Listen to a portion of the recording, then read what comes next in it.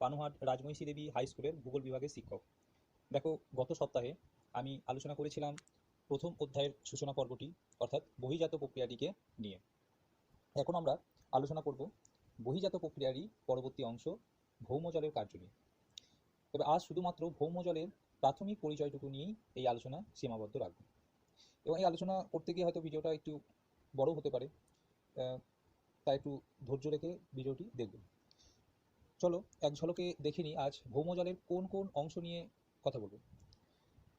প্রথমে ভৌমজল কি, ভৌমজলের উৎস, ভৌমজলের নিয়ন্ত্রকসমূহ, ভৌমজলের স্তরবিন্যাস, জলপিট বা ভৌমজল স্তর, ভৌমজলধারা অর্থাৎ অ্যাকুইফার, আর ডিসচার্জ অফ ওয়াটার অর্থাৎ জল নিষ্কাশন অর্থাৎ প্রস্রবণ, আর্টেজিওকূপ, এই বিষয়গুলি নিয়ে আমরা পরপর চলো আলোচনা করি।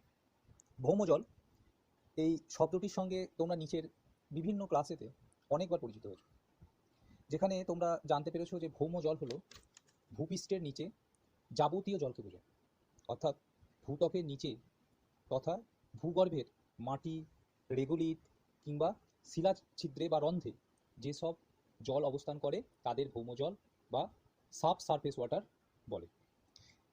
যদি মাটির কণাগুলো ছবিতে দেখো, যে আমি যেটা বলতে চাইছি এইভাবে ভাবো, পরপর রয়েছে, তাহলে ওই যে মাঝখানে কণাগুলোর মধ্যে যে গ্যাপ রয়েছে, এই গ্যাপগুলোতে থাকা জলকেই বলছে ভৌমজল। তাহলে ভৌমজলের সঞ্চয়টা গড়ে উঠলো কীভাবে? বৃষ্টিপাত ও তুষার গলা জল ভৌমজলের প্রধান উৎস। যেমন ধরো আমাদের এখানে বৃষ্টিপাত হচ্ছে, এখন এই জলের কিছু অংশ কীভাবে প্রবাহিত হয়ে সমুদ্রে পড়বে, কিছু জল বাষ্প হয়ে উপরে উঠে যাবে, কিছু জল কীভাবে উদ্ভিদ ও প্রাণী গ্রহণ করবে, বাকি জল মাটির মধ্য দিয়ে চুয়ে চুয়ে মাটির নিচে নামতে থাকবে। এখন কতদূর পর্যন্ত নামবে? যেখানে গিয়ে না বাধা পায়, অর্থাৎ মাটির প্রবেশ্য শিলাস্তরে। এখন প্রবেশ্য শিলাস্তর কি? যে স্তর ছিদ্রযুক্ত এবং জল সহজেই সঞ্চালিত হতে পারে বা হয়, তাকে বলবে। তাহলে যেটা বলছিলাম যে মাটির প্রবেশ্য শিলাস্তরের মধ্যে দিয়ে জল প্রবেশ করছে, যেখানে মাটির তলায় কোনো একটি অপ্রবেশ্য শিলাস্তরে গিয়ে বাধা পাচ্ছে, সেখানে ওই জলটা জমা শুরু হবে এবং আস্তে আস্তে জমতে জমতে উপরের দিকে উঠবে এবং ভৌমজলের ভাণ্ডার গড়ে উঠবে। সুতরাং এখানে একটা জিনিস খুব পরিষ্কার, যে ভৌমজল সঞ্চিত হতে গেলে তার নিচে অবশ্যই কোনো একটা অপ্রবেশ্য শিলাস্তরের উপস্থিতি থাকবে। এটা কিন্তু বারবার আমরা আলোচনার যত এগুবে এই জিনিসটা খুব স্পষ্টভাবে তোমরা লক্ষ্য করবে। এবার আমি সামগ্রিকভাবে ভৌমজলের উৎস কী বা উৎসের প্রকারভেদ অনুসারে ভৌমজল কি কি ধরনের হতে পারে সেটা নিয়ে আলোচনা করি। দেখো, এখানে মূলত 4 ধরনের উৎসের সন্ধানের কথা বলছি। ছবি তো দেখতে পাচ্ছ, একটা ডায়াগ্রাম দেওয়া হয়েছে। আবহিক জল বা যাকে মিটিওরিক জল বলা হচ্ছে, সহজাত জল বা জন্মগত, উৎসান্দ জল বা যাকে জুভেনাইল জল বলা হচ্ছে বা একে ম্যাগমেটিক ওয়াটারও বলা হয়, আর হচ্ছে মহাসাগরীয় জল। প্রথমে আবহিক জলটা কি দেখো, আবহাওয়ার প্রধান রূপ হচ্ছে কি? অধঃক্ষেপণ। সুতরাং শুধু মনে রাখবে যে যে কোনো প্রকার অধঃক্ষেপণের মাধ্যমে, সেটা বৃষ্টিপাত হোক, তুষারকলা জল হোক, শিশির হোক, তুহিন যাই হোক, তাহলে যে কোনো প্রকার অধঃক্ষেপণের মাধ্যমে চুঁয়ে চুঁয়ে ভূ অভ্যন্তরে প্রবেশ করে যে ভৌমজল সঞ্চয় করে বা ভৌমজল গড়ে ওঠে তাকে আবহিক জল বলে। মনে রাখবে, যত রকমভাবেই ভৌমজলের ভাণ্ডার গড়ে উঠুক না কেন, এই আবহিক জলই হচ্ছে ভৌমজলের সবচেয়ে বড় কারণ। ঠিক আছে? দ্বিতীয়ত হচ্ছে কি? সহজাত জল। এটা জানতে গেলে অবশ্যই আমাদের পাললিক শিলা গঠনের প্রক্রিয়াটি একবার মনে করতে হবে। কি দেখেছি সেখানে? সেখানে দেখেছি কোনো হ্রদ, জলাশয় বা সমুদ্রের তলদেশে দীর্ঘদিন ধরে পলি কি হচ্ছে? স্তরে স্তরে জমতে থাকছে, এবং এই যে পলি জল, এগুলো এই পলি জলরাশির চাপ, একই সঙ্গে ভূ অভ্যন্তরে একটা তাপ আছে, সেই ভূ অভ্যন্তরের তাপের ও রাসায়নিক প্রক্রিয়ার দ্বারা পাললিক শিলা সৃষ্টি হচ্ছে।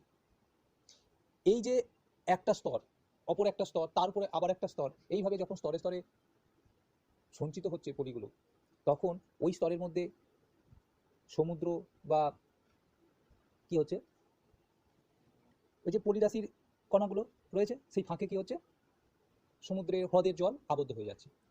ঠিক যেভাবে পাললিক শিলার জীবাশ্ম থেকে যায়, এই জলটাকেও কি হচ্ছে? থেকে যাচ্ছে। সেই জন্য এই জলটাকেও বলা হচ্ছে এই জীবাশ্ম জল, অর্থাৎ সহজাত জল কি বলা হচ্ছে জীবাশ্ম জল। তৃতীয়ত উৎসান্দ জল বা ম্যাগনীয় জল, এটাকে জুভেনাইল ওয়াটারও বলে। আমাদের ভূ অভ্যন্তরে যে ম্যাগমা রয়েছে সেই ম্যাগমার উদ্গীরণের সময় প্রচুর পরিমাণে জলীয় বাষ্প মানে খনিজ মিশ্রিত গরম জল বা গ্যাস বেরিয়ে আসে। সেই জলীয় বাষ্প বা গ্যাস রূপান্তরিত হয়ে জল সৃষ্টি করে এবং এটি ভৌম জল গঠনে সাহায্য করতে পারে। অস্ট্রেলীয় ভূবিজ্ঞানী সুয়েস 1902 সালে সর্বপ্রথম এই প্রক্রিয়াটাই মতামত দেন। এখানে আরেকটা কথা বলবো, এই ম্যাগমা জলের উৎপত্তি যদি বেশি গভীরতায় মানে জায়গায় হয়, বেশি গভীরতম অঞ্চল থেকে হয়, তাকে বিশেষ একটি নাম দেওয়া হয়েছে প্লুটোনিক জল। ঠিক আছে, এটা শর্ট প্রশ্ন হিসাবে একটু মনে রাখার চেষ্টা করবে। চতুর্থ মহাসাগরীয় জল, সমুদ্রের তীরবর্তী বা পার্শ্ববর্তী যে অঞ্চল, অর্থাৎ যাকে আমরা কি বলবো উপকূলীয় অঞ্চল, সেই উপকূলীয় অঞ্চলে যেখানে সমুদ্রের জল শিলার রন্ধ্র দিয়ে কি হচ্ছে ভূঅভ্যন্তরে প্রবেশ করে ভৌমজল সৃষ্টি করছে। এবার আমরা জানবো কোন স্থানে ভৌমজলের ভাণ্ডার গড়ে উঠতে পারে, বা গড়ে ওঠা মানে কোনো একটি অঞ্চলে বা গড়ে ওঠার জন্য কি কি ভৌমজলের ভাণ্ডারটা গড়ে ওঠার জন্য কি কি অনুকূল পরিবেশের দরকার। ঠিক আছে, অর্থাৎ সোজা কথায় যে ভৌমজলের নিয়ন্ত্রকগুলি কি কি। তাহলে 1 নম্বর হচ্ছে যে অধঃক্ষেপণের পরিমাণ ও স্থায়িত্ব, বা অধঃক্ষেপণের পরিমাণ স্থায়িত্বের সঙ্গে আরেকটি বলবো প্রকৃতিও বলতে পারি, অধঃক্ষেপণের পরিমাণ স্থায়িত্ব ও প্রকৃতি। দ্বিতীয় হচ্ছে মৃত্তিকার সছিদ্রতা ও প্রবেশ্যতা। তৃতীয় হচ্ছে ভূমির ঢাল। চতুর্থ হচ্ছে প্রবেশ্য শিলাস্তরের নিচে অপ্রবেশ্য শিলাস্তরের অবস্থান। পঞ্চম বাষ্পীভবন এবং ষষ্ঠ হচ্ছে উদ্ভিদের আবরণ। প্রথমে আমাদের প্রথম যেটা আমি বললাম যে অধঃক্ষেপণের পরিমাণ, স্থায়িত্ব ও প্রকৃতি। দেখো এটা তোমরা বুঝতে পারছো যে যেখানে বা যখন বেশি পরিমাণে বৃষ্টি হবে সেখানে বা সেই সময় ভৌমজলের পরিমাণ বাড়বে, কিন্তু শুধু পরিমাণ নয়। যেমন ধরো এখানে দেখো এ স্থান, ছবিটা ভালো করে লক্ষ্য করো, এ স্থানে ধরো 100 mm বৃষ্টিপাত হয়েছে, কিন্তু এ স্থানে বৃষ্টিপাতটা 100 mm বৃষ্টিপাতটা মুষলধারে হয়েছে। কি প্রকৃতিতে হয়েছে? মুষলধারে। প্রকৃতি বলতে এখানে কিভাবে হচ্ছে, ঠিক আছে, এই জন্য আমি প্রকৃতি কথাটা বলেছি, মুষলধারে হচ্ছে, এবং ধরো 2 ঘন্টায় এই বৃষ্টিপাতটা হয়েছে। অন্যদিকে ধরো এটা একটা বিস্থান, ঠিক আছে, অন্য একটি জায়গা বিস্থান, সেখানে ওই সমপরিমাণ মানে বৃষ্টিপাত হয়েছে, 100 mm বৃষ্টিপাত হয়েছে। সেখানে কি প্রকৃতির বৃষ্টিপাত হয়েছে? ঝিরঝিরে ধরনের বৃষ্টিপাত হয়েছে, এবং কত সময় ধরে হয়েছে? 3 দিন ধরে হয়েছে।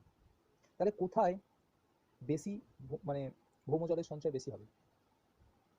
নিশ্চয়ই বিস্থানে বেশি হবে, কারণ সেখানে আমরা কি দেখছি অনেকক্ষণ ধরে, অনেকটা সময় ধরে বৃষ্টিপাতটা হয়েছে, অর্থাৎ স্থায়িত্বটা এখানে বেশি।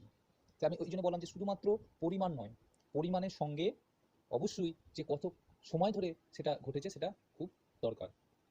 তাহলে আমরা এটা বলতেই পারি যে ভৌমজলের পরিমাণ বৃদ্ধিতে, অর্থাৎ অধঃক্ষেপণ তথা বৃষ্টিপাতের পরিমাণ বৃদ্ধির সঙ্গে স্থায়িত্বের সম্পর্ক সমানুপাতিক হওয়া প্রয়োজন, তাই তো? এবার মৃত্তিকার সছিদ্রতা ও প্রবেশ্যতা নিয়ে আলোচনা করব। দেখো সছিদ্রতা কি? শিলা বা মৃত্তিকা মধ্যস্থ ফাঁক। আর প্রবেশ্যতা কি? প্রবেশ্যতা হচ্ছে যে এই ছিদ্রের মাধ্যমে জল চলাচলের ক্ষমতা। বুঝতে পারলে? সছিদ্রতা হচ্ছে শিলা বা মৃত্তিকা মধ্যস্থ ফাঁক, আর প্রবেশ্যতা হচ্ছে এই ছিদ্রের মাধ্যমে জল চলাচলের ক্ষমতা। সুতরাং ছিদ্রের সংখ্যা এবং আয়তন বেশি হলে জল ধারণ ক্ষমতা বেশি, আর ছিদ্রের সংখ্যা ও আয়তন কম হলে জল ধারণ ক্ষমতা কমবে। তাহলে কি দাঁড়াচ্ছে? শিলার সচ্ছিদ্রতা ও প্রবেশ্যতা যদি বেশি হয় ভৌমজল জমতে বেশি সাহায্য করবে, তাই তো? বেলে পাথর, চুনা পাথরের গঠন হলে সেটা সম্ভব হবে। আর যদি ধরো কোয়ার্জাইট, গ্রানাইট, ব্যাসল্ট বা স্লেট, সেল, গ্রাবো ইত্যাদি দ্বারা গঠিত হয়, তাহলে জলে প্রবেশ করতে পারে না। এখানে দুটো বিশেষ কথা ভালো করে শুনবে। প্রথম, শিলা সছিদ্র মানেই যে সবসময় শিলা প্রবেশ হবে তা কিন্তু নয়। আমরা একভাবে দেখি যে শিলা সছিদ্রতা আছে মানে সেটা প্রবেশতাও তার রয়েছে, কিন্তু ব্যতিক্রম আছে। শিলা সছিদ্র মানেই যে সবসময় শিলা প্রবেশ হবে তা কিন্তু নয়। যেমন ধরো কাদা পাথর, কাদা পাথর কি? সছিদ্র কিন্তু প্রবেশ নয়। দ্বিতীয়ত, কিছু অপ্রবেশ্য শিলার মধ্যেও যদি ফাটল বা দারুণ থাকে তাহলে কিন্তু সেটি প্রবেশ্য শিলার মতো আচরণ করবে। অপ্রবেশ্য শিলা কিন্তু প্রবেশ্য শিলার মতো সে আচরণ করবে। যেমন ধরো গ্রানাইট, গ্রানাইটের সছিদ্রতা নেই, অর্থাৎ গ্রানাইটকে আমি অপবেশ শিলা বলবো। কিন্তু যদি ধরো ফাটলযুক্ত কোনো গ্রানাইট হলো, তাহলে তখন কিন্তু সে গ্রানাইট মানে অপবেশ শিলা হয়েও কিন্তু সে তার মধ্যে দিয়ে জল যেতে পারছে। ঠিক আছে, তৃতীয় আমরা আলোচনা করবো ভূমির ঢাল। দেখো এখানে দুটো ছবি আমি দেখছি। প্রথম ছবি অর্থাৎ এই ছবিটাই দেখো, বৃষ্টিপাত যদি হয় দেখো কি হবে, পৃষ্ঠপ্রবাহ দ্রুত হবে, কারণ ভূমির ঢালটা বেশি হবে, জল খুব দ্রুত তার সঙ্গে কি হবে পেরিয়ে যাবে। আর যদি দ্রুততার সঙ্গে পেরিয়ে যায় তাহলে চুয়ে চুয়ে নিচে প্রবেশ করার সুযোগটুকুনি পাচ্ছে না, খুব অল্প সময় পাচ্ছে। তাহলে ভৌম জলের কি হবে, এইরকম আকৃতির যদি ভূমিভাগ হয় তাহলে ভৌম জল সঞ্চয় কম সুবিধাজনক হচ্ছে। অন্যদিকে দেখো বি ছবিটা কি হচ্ছে, এটাও একটু উঁচু ভূভাগ, কিন্তু এর দেখো ঢালটা বা এই ভূভাগটির ঢালটা দেখো অনেক মৃদু মন্থর। এই মৃদু হওয়ার জন্য কি হবে, অর্থাৎ ঢালটা কম হওয়ার জন্য কি হচ্ছে, পৃষ্ঠপ্রবাহটাও কিন্তু মন্থর হবে। আর মন্থর হওয়া মানে চুঁয়ে চুঁয়ে যাওয়ার সময়টা অনেক বেশি পাবে, ভৌম জল সঞ্চয়টা অনেক বেশি সুবিধাজনক হয়ে যাবে। চতুর্থ দেখো, প্রবেশ্য শিলাস্তরের নিচে অপবেশ্য শিলাস্তরের অবস্থান। এটা তো আগেই আমি বলেছিলাম, তাই শুধু এইটুকুনি বলবো যে অপবেশ্য শিলাস্তরটি ভূ অভ্যন্তরের যত গভীরে থাকবে ভৌম জলের ভান্ডার তত বড় হওয়ার সম্ভাবনা বাড়ে। পরের কি আছে, পঞ্চম নম্বরে বাষ্পীভবন।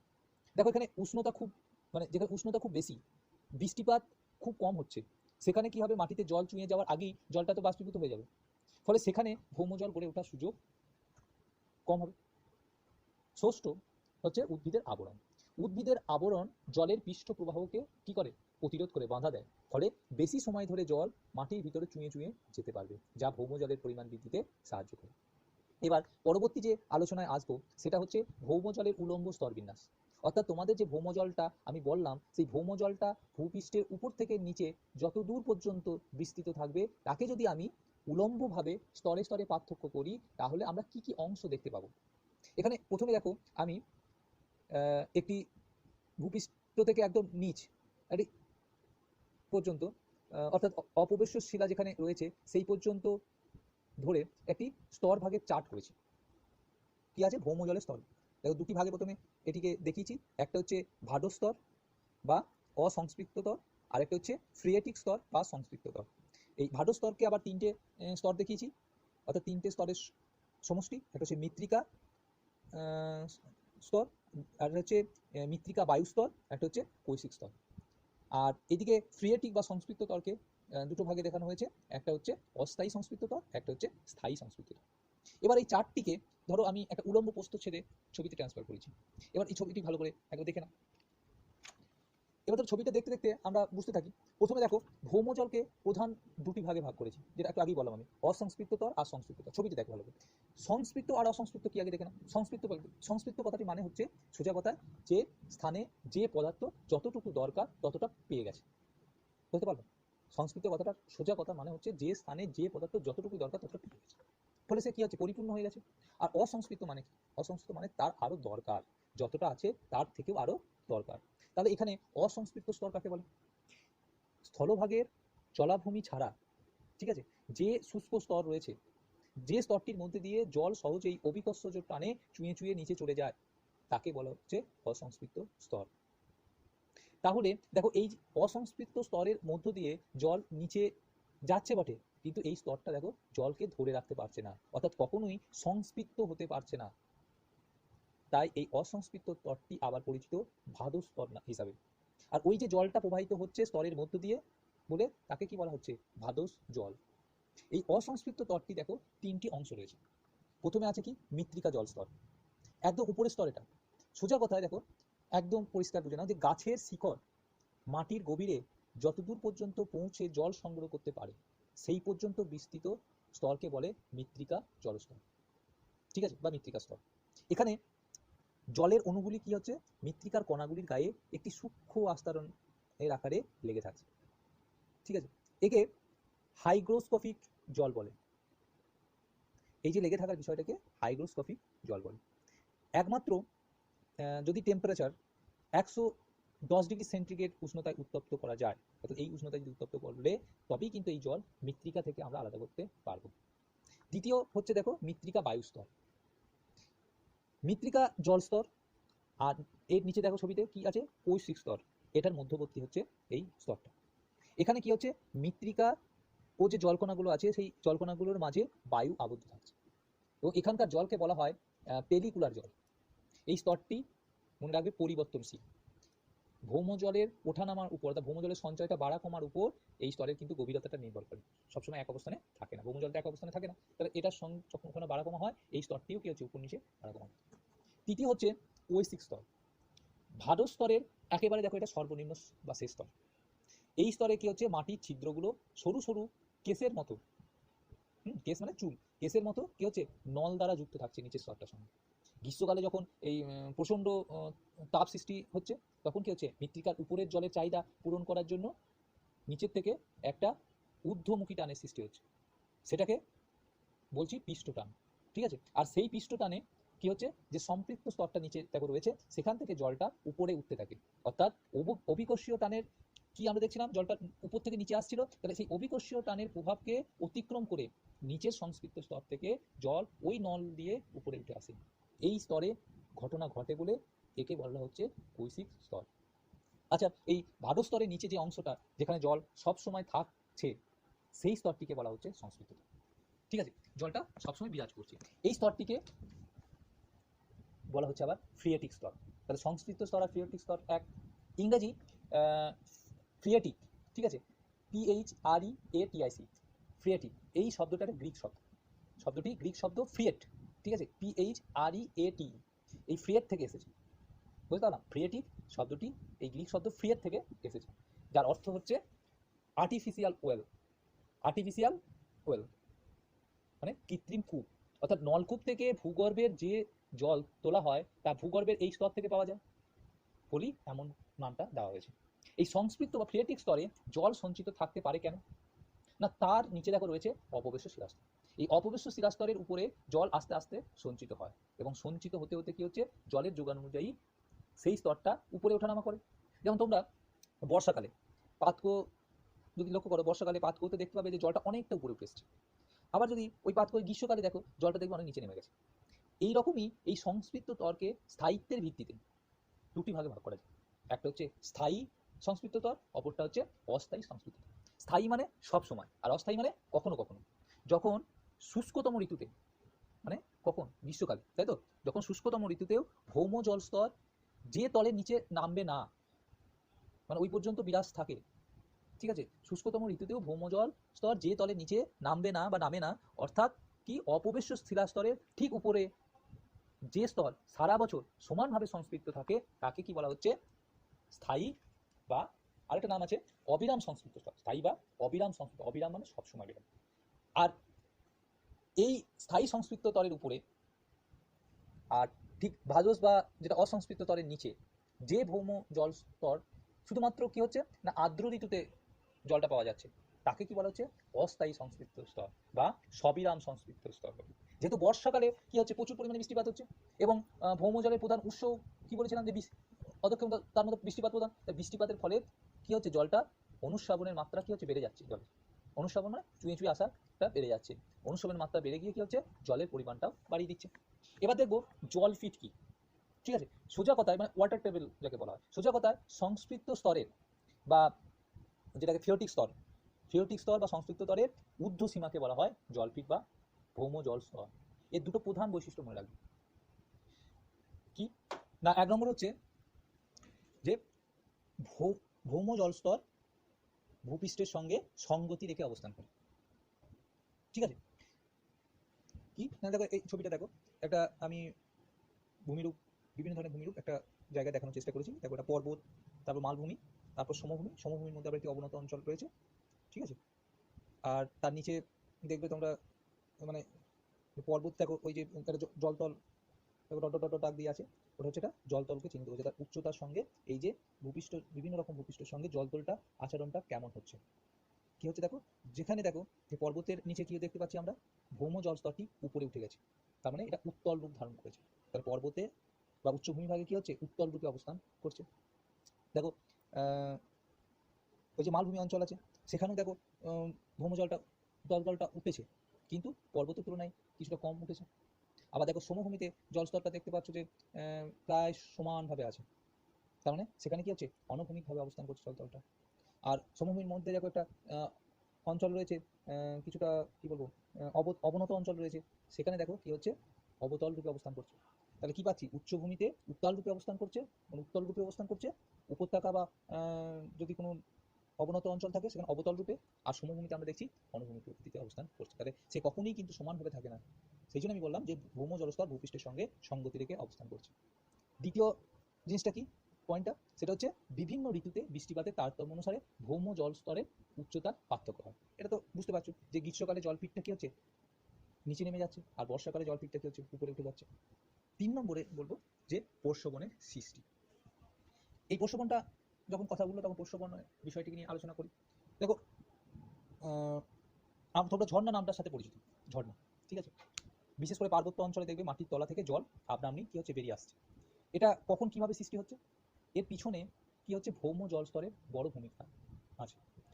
উপরে ছবিটা ভালো করে আরেকবার দেখো, ভৌম জল পিঠের যে ওই যে দেখো একটা জায়গায়, ভৌম জল পিঠে দেখো এটা কি হচ্ছে, এক জায়গায় উচ্চভূমিকে টাচ করে গেছে, এক জায়গায় টাচ করেছে, ঠিক আছে। ওই যেখানে আমি দেখো একটা ফোয়ারার মতো দেখানোর চেষ্টা করেছি, সেটা সেইখানটা দেখো টাচ করেছে। ওই জলটা কি হচ্ছে মাটির নিচে প্রচন্ড চাপে থাকে, এই চাপের দরুন ওইখানে ফাটল সৃষ্টি করেছে, ঠিক আছে। আর এই ফাটলের পথে কি হচ্ছে বেরিয়ে আসছে, যা পোষ্যবন হিসাবে আমাদের কাছে পরিচিত। তাহলে পোষ্যবন কি, পোষ্যবন হচ্ছে ভৌমজল যখন ভূপৃষ্ঠের কোনো নির্দিষ্ট স্থান দিয়ে স্বাভাবিকভাবে বেরিয়ে আসে তাকে পোষ্যবন বলে। মানুষ কিন্তু উত্তোলন করছে না, ঠিক আছে। এই পোষ্যবনের উৎপত্তি, গতি, প্রকৃতি আরো কয়েকটি বিষয়ের উপর নির্ভর করে। কার কার উপর নির্ভর করে, ধরো শিলাস্তরের স্তরটার মধ্যে কেমন ফল্ট জয়েন্ট রয়েছে, স্লোপ কেমন রয়েছে, ভৌমজলের পরিমাণ কেমন আছে, চাপ কেমন আছে, মানে কোথায় অবস্থান করছে, ডাইক বা সিল এইগুলোর অবস্থান কীরকম জায়গায় আছে ইত্যাদির উপর এইগুলো মানে পোষ্যবনটার গঠন হওয়া, তার স্পিডটা, তার কী প্রকৃতির হবে সেটা অনেক কিছু নির্ভর করেছে। এখন তাহলে এটা বুঝতে পারছি যে পোষ্যবনে অনেক রকম পোষ্যবন আমরা দেখতে মানে বিভাগ আছে। কত রকমের পাই পোষ্যবন, সারা বছর ধরো প্রবাহ থাকবে কি থাকবে না, তার স্থায়িত্বের ভিত্তিতে এই পোষ্যবন দুটো ভাগে ভাগ করা করতে পারি। একটা হচ্ছে অবিরাম, একটা হচ্ছে সবিরাম। অবিরাম মানে কি, সারা বছর জল পাওয়া যাচ্ছে, অর্থাৎ ওই পোষ্যবন থেকে সারা বছর জল পাওয়া যাচ্ছে। কেন না, যখন ধরো কোনো স্থায়ী সংস্কৃত তলে কোনো অংশ ধরো উন্মুক্ত হয়ে পড়ল, স্থায়ী সংস্কৃত মানে আমরা কি জেনেছি, সেখানে সবসময় জল আছে, তাহলে সেইটা যখন উন্মুক্ত হয়ে যাচ্ছে তাহলে সর্বক্ষণ কি হবে, এরকম জল পাওয়া যাবে। যেমন ধরো সোন নদীর উৎস সোনামুড়া পোষ্যবন, সোনামুড়া পোষ্যবন, এটা তোমার ছত্তিশগড়ের রাজ্যেতে অমরকণ্টক বলে জায়গার নাম তোমরা জানো আগে থেকে, এই অমরকণ্টকে এই পোষ্যবনটা দেখা যায়, ঠিক আছে। সবিরাম, সবিরাম মানে সারা বছর নয়, কেবলমাত্র কি হচ্ছে আর্দ্র ঋতুতে জল বের হয়। সংস্কৃত তরটা যদি অস্থায়ী বা আকারে যদি ক্ষুদ্র হয় তখন এরকম ঘটনা ঘটে। যেমন ধরো ঝাড়খণ্ডের লুপুংবুটু পোষ্যবন, তাহলে এটা তো গেল স্থায়িত্বের ভিত্তিতে। এবার দেখো আসছি উষ্ণতার ভিত্তিতে, কি না শীতল আর উষ্ণ এই দুটো ভাগে ভাগ করা যেতে পারে। শীতল মানে নর্মাল যে ওয়াটার টেম্পারেচার হয় তার থেকে কিছুটা কম, মানে ধরো যা নর্মাল ওয়াটার টেম্পারেচার তার থেকে 4-5% মতো কম। যেমন ধরো দেরাদুনের সহস্রধারা। কেন হয় এরকম, কেন হয় মানে ভূগর্ভেতে যদি হিমবাহের উপস্থিতি থাকে তার সংস্পর্শে কি হয়, শীতল হতে পারে, ঠিক আছে। উষ্ণ প্রশোভন, উষ্ণ প্রশোভন মানেই তো বুঝতে পারছি যে যেখান থেকে গরম জল বের হচ্ছে। কেন হচ্ছে, অনেক সময় কি হচ্ছে আগ্নেয়গিরি অধ্যুষিত অঞ্চলে প্রশোভন অবস্থান করলে এটা হতে পারে, যেখানে ধরো অগ্নুৎপাতের সময় ম্যাগমার সংস্পর্শে এসে হতে পারে, বা ধরো ভৌমজল অর্থাৎ যে সংস্কৃত স্তরটি রয়েছে, মানে সংস্কৃত স্তরটি রয়েছে সেটি কি হচ্ছে ভূগর্ভের অনেক নিচে যদি অবস্থান করে তাহলে এটা ঘটে। যেমন ধরো ওয়েস্ট বেঙ্গলের বক্রেশ্বর কথা জানো, বিহারের রাজগীরের কথা জানো, সিমলাতে তোমার তাতাপানির কথা শুনেছো, তারপর একটা বিখ্যাত হচ্ছে তোমার ওই হিমাচলে কুলুতে মণিকরণ নামটা খুব দেখতে পাবে জনপ্রিয়, হ্যাঁ। উড়িষ্যাতে আছে তপ্তপানি, এরকম আছে উদাহরণগুলো একটু দেখে নেবে। আচ্ছা, এই এবার দেখো এই উষ্ণ প্রস্রবণেরই বিশেষ একটা টাইপ হচ্ছে গিজার, ঠিক আছে। ভালো করে এই ছবিটা দেখো, যদি কোনো উষ্ণ প্রস্রবণ থেকে বাষ্প মেশানো জল প্রচণ্ড বেগে কিছু সময় অন্তর অন্তর, সেটা তোমার হাফ ঘন্টা হতে পারে, মানে 30 মিনিট পরপর হতে পারে, 15 মিনিট পরপর হতে পারে, বা নির্দিষ্ট সময় ধরে হতে পারে, নিয়মিতভাবে আপনা আপনি ফোয়ারার মতো প্রবল বেগে যদি মানে বেরিয়ে আসে তাকে বলবো গিজার বা গাইজার।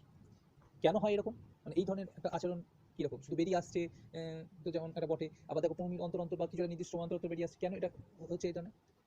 ভূ অভ্যন্তরে ভৌমজল যদি কোনো সংকীর্ণ গহ্বরের মধ্যে দিয়ে অনেকটা নিচে চলে যায়, বা ধরো যেসব জায়গায় মানে জীবন্ত বা কি বলবো সদ্য মৃত আগ্নেয়গিরি রয়েছে, সেখানে কি হচ্ছে জিওথার্মাল গ্রেডিয়েন্ট, নামটা তোমরা আগে শুনেছো। এই জিওথার্মাল গ্রেডিয়েন্ট বা মানে বাংলায় যাকে করলে বলা হয় ভূতাপীয় অবক্ষয়, সেটা খুব বেশি হলে, বেশি মানে কত, মোদ্দা কথা হচ্ছে তাপমাত্রা যদি 200 ডিগ্রি সেলসিয়াসের বেশি হয়ে যায়, যখন মানে তখন কি হবে, দেখো সেই গহ্বরের জলটা কি হবে, বাষ্পীভূত হবে।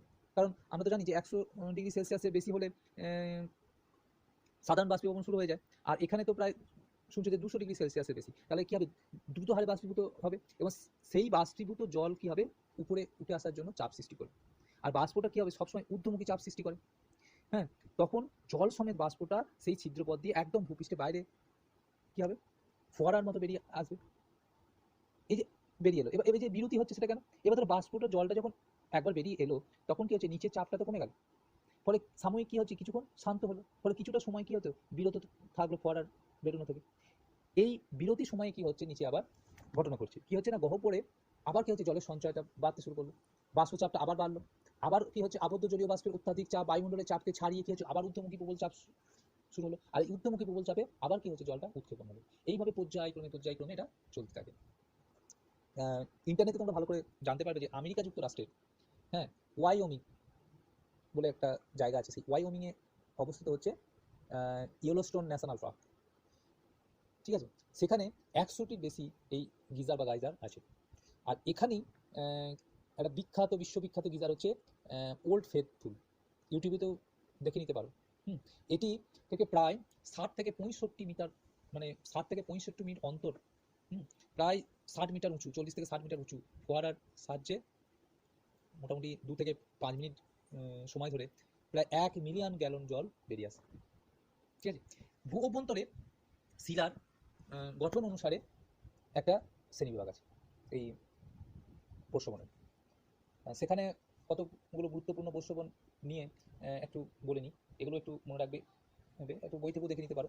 সেটা হচ্ছে প্রথম হচ্ছে এটা যে চ্যুতিগঠিত প্রশ্রবণ, ঠিক আছে, আরও অনেক আছে, তবে এই কোটাই আমি খুব গুরুত্বপূর্ণ বলে একটু বললাম। চ্যুতিগঠিত প্রশ্রবণ, ঠিক আছে, কি সেটা, ছবিটা যখন মানে বলছি, ছবিটা ভালো করে লক্ষ্য করবে, আর যখন বই থেকেও পড়বে ছবিগুলোকে খুব ভালো করে লক্ষ্য করবে, তাদের বুঝতে অনেক সুবিধা হবে। সেটা হচ্ছে যে চ্যুতির ফলে, চ্যুতি তো জানো যে দুটো কোনার অঞ্চল উপর মানে ইয়ে হচ্ছে, ফল্ট যাকে বলছে, এই চ্যুতির ফলে প্রবেশ্য শিলাস্তর অপ্রবেশ্য শিলাস্তর দ্বারা আবদ্ধ হলে প্রবেশ্য শিলাস্তরের জল চ্যুতিতল বরাবর উপরে উঠে আসে, দিয়ে কি হচ্ছে, চ্যুতি প্রশ্রবণের সৃষ্টি করছে, ঠিক আছে। ছবিতে খুব ভালোভাবে দেখো, দেখতে পাবে ওই যে প্রবেশ্য শিলাস্তরটি আছে দেখো বাঁ দিকে, বা অপবেশ্য শিলাস্তর যে দুটো স্তর রয়েছে দেখো, এই যে ডান দিকে দেখো যখন চ্যুতি হয়েছে, তার ফলে কি হবে দেখো, উপর সেটিংসটা দেখো উপর নিচে হয়ে গেছে, ঠিক আছে। এবার দ্বিতীয় হচ্ছে ভিভূতল প্রশ্রবণ, ঠিক আছে।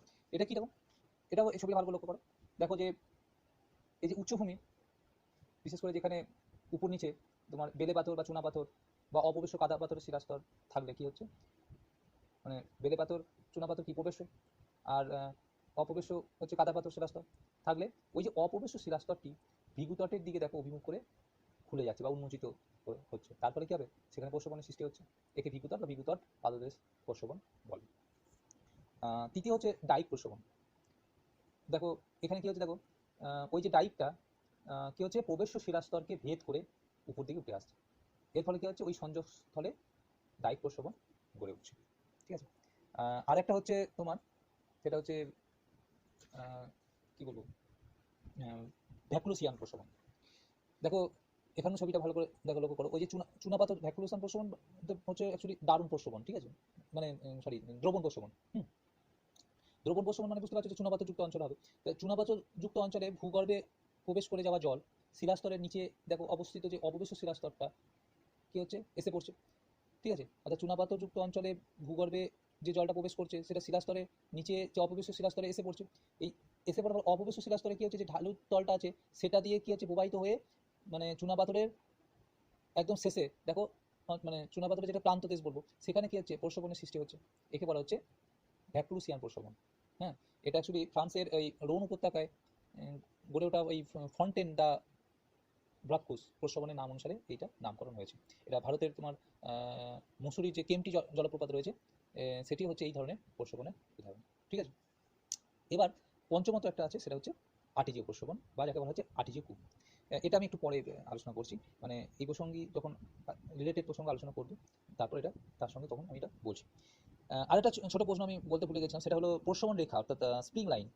কথাটা থেকে কিছুটা বুঝতে পারছো যে যখন একটা রেখা বরাবর অনেকগুলো প্রস্রবণ সৃষ্টি হয় তাকে বলে প্রস্রবণ রেখা। যেমন ধরো ভারতের মেঘালয় কিংবা ছোটনাগপুর অঞ্চলে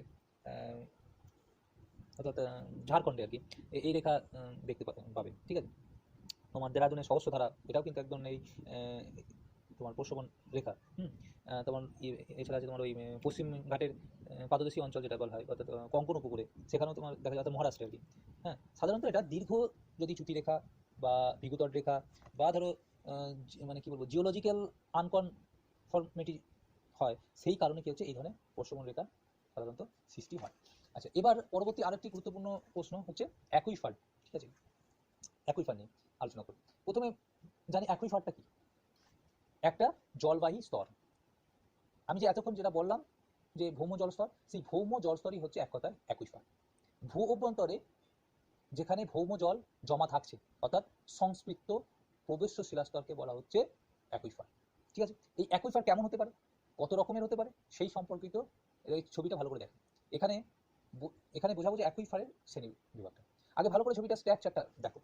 প্রথমে ভূপৃষ্ঠটার উপরিভাগে নিচের দিকে দেখো প্রবেশ্য শিলাস্তর, তারপর অপ্রবেশ্য শিলাস্তর, তারপর আবার প্রবেশ্য, তারপর আবার অপ্রবেশ্য।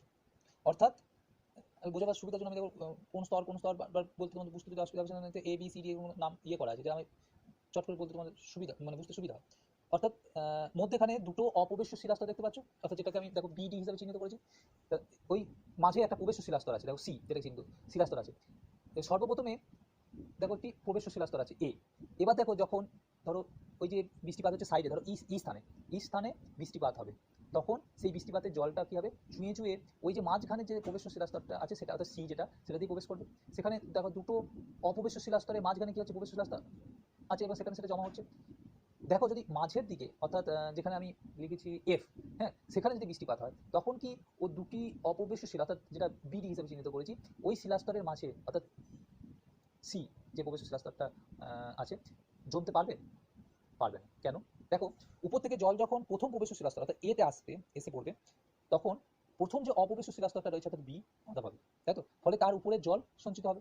ফলে প্রথম অপ্রবেশ্য শিলাস্তরে অর্থাৎ বিটা পরের আবদ্ধ প্রবেশ্য শিলাস্তর অর্থাৎ যেটা সি আছে সেখানে নামতে পারবে না।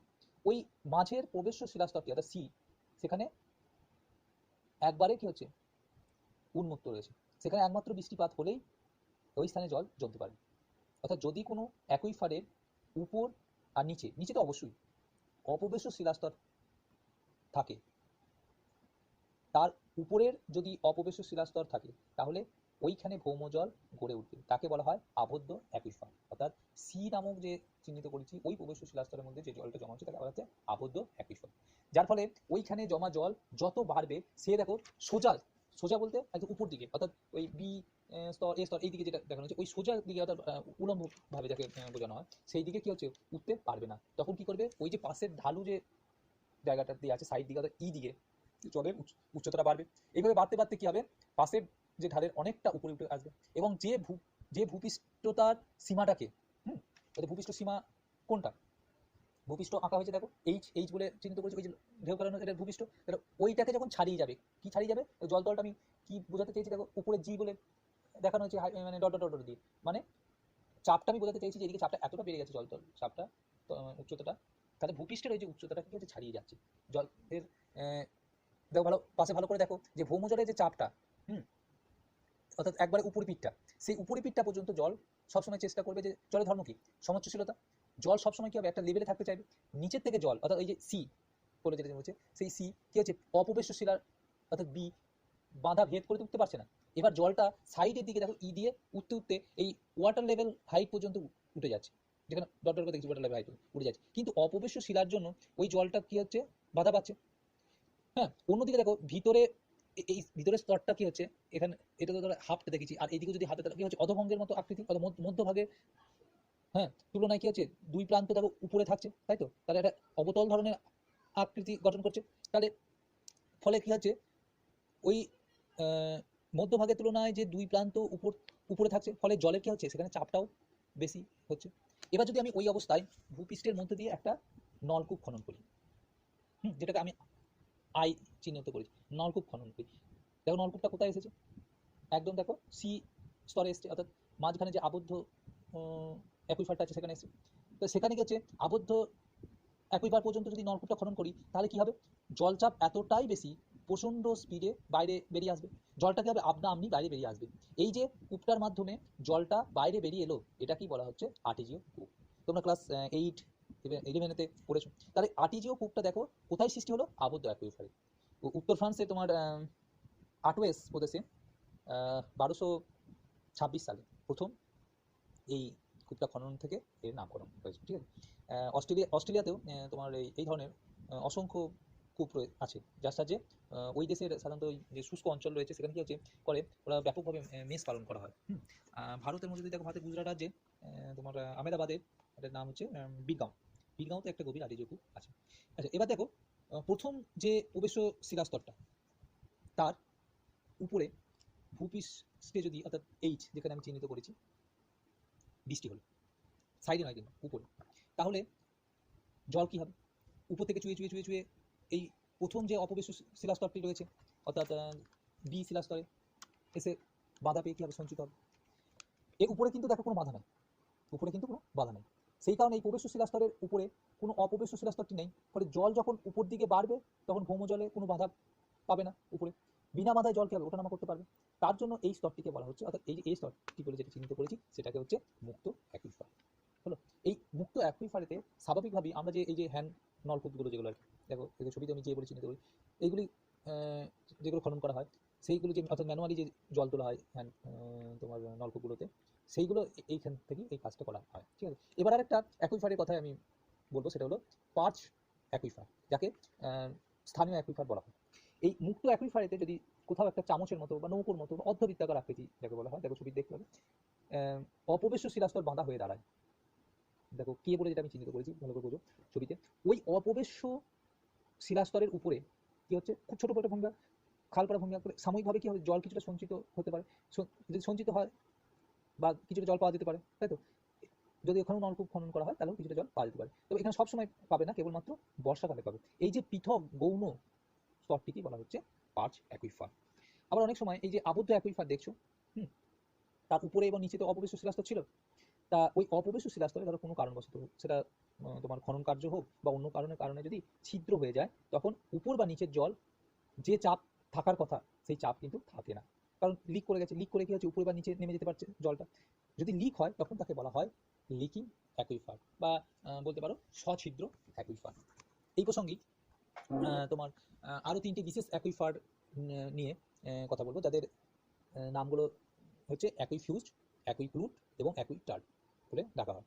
অ্যাকুইফিউজটা কি, অ্যাকুইফিউজটা হচ্ছে সোজা কথা যে একটা অপবেশ্য শিলাস্তর, কি বলা হচ্ছে, অ্যাকুইফিউজ। এই শিলাস্তরে কি হচ্ছে, জল শোষণও করতে পারছে না, জল পরিবহন বা সরবরাহ করতে পারছে না, তার জন্য তাকে বলা হচ্ছে এই অপবেশ্য শিলাস্তরকে বলা হচ্ছে অ্যাকুইফিউজ। অপবেশ্য শিলাস্তর কি বলা হচ্ছে, অ্যাকুইফিউজ। যেমন ধরো গ্রানাইট, ব্যাসল্টের দ্বারা যে শিলাস্তরগুলো তৈরি হয় সেইগুলো। এরপর হচ্ছে অ্যাকুইক্লুড, এটা হচ্ছে এমন একটা ছিদ্র বা সছিদ্র শিলাস্তর যে ধীরে ধীরে অল্প জল ধারণ করতে পারে, মানে শোষণ করতে পারে, কিন্তু পরিবহনে অক্ষম, ঠিক আছে। এই স্তরে নলকূপ খনন করলে কিন্তু জল পাবে না।